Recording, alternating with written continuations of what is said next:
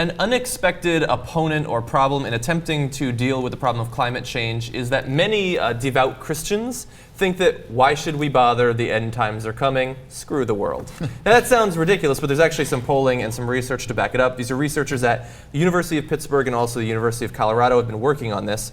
And they believe that even once you take into account political ideology, religious identification, media distrust, all these different factors, the simple fact that these Christians believe in the end times and that they are a-coming leads them to not care about climate change. They think that it's the effect is about 20% of the opposition to climate change comes from that. And I believe what 76%. Really, 20%. Yeah, That's high. Yeah, I could be misreading it. 76% of Republicans in 2006 thought that there was going to be a second coming. Yeah. Okay, in their lifetime is usually a slightly smaller number, but a very significant number. Right. So 3/4 of Republicans think it. I mean, if you really believe it, if you really believe that Jesus is going to return to Earth, what difference does anything make? No. So that's actually, it's a logical extension that, like, oh, we're burning up the planet. Who cares? Jesus is coming. And he's either going to save the planet or kill us all or whatever happens there in Armageddon. But it could also dramatically affect how you live your life too, right? I mean, like whatever, buy it, rack up the debt. Doesn't matter. Mm-hmm. Yeah, it's a lot of people think Jesus is coming like use up all the a couple oil. Of years from now. Use up all the oil. 6 months. And in fact, there was a famous line from one of the Republicans saying, like, God didn't put all this oil in that oil was the greatest gift we had gotten from God. Because you poke the earth with a needle or something and oil comes out of it. Right. Yeah. And he's like, what a gift from God. Obviously, I take that gift and I use it up until Jesus returns. You drink our milkshake. Yeah. We have a quote, by the way, just to show you that this isn't just the run-of-the-mill voting Republicans, but also people in government. This is Representative John Shimkus back in 2010 said, "The earth will end only when God declares it to be over."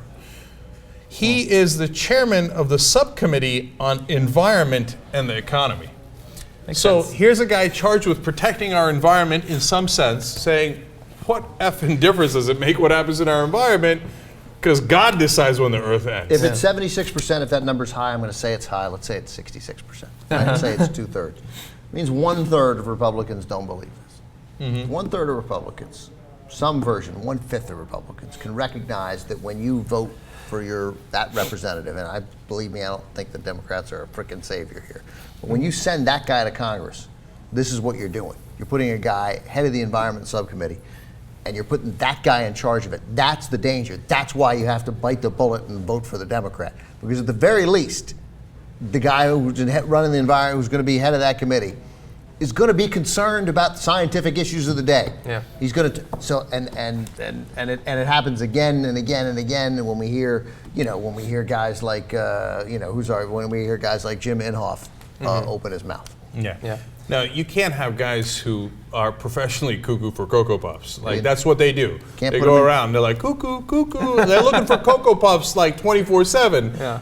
As the head of your committees on science, the environment, technology, don't you etc. think guys like Dick Cheney, that's why he became a Republican? Because Dick Cheney is so smart that he's like, well, I can control these people. Oh, yeah. Oh, that's interesting. And he found one to control for 8 years. Yeah, 6 years to be fair.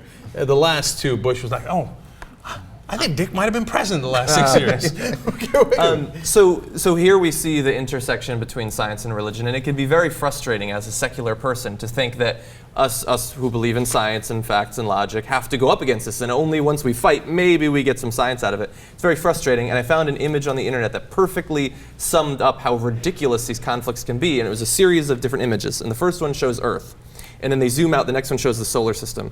Then they zoom out, it's our portion of the Milky Way galaxy. One more zoom, the whole Milky Way galaxy, our region of galaxies. They go 3 or 4 more zooms, the entire known universe, where Earth is just the tiniest little fragment.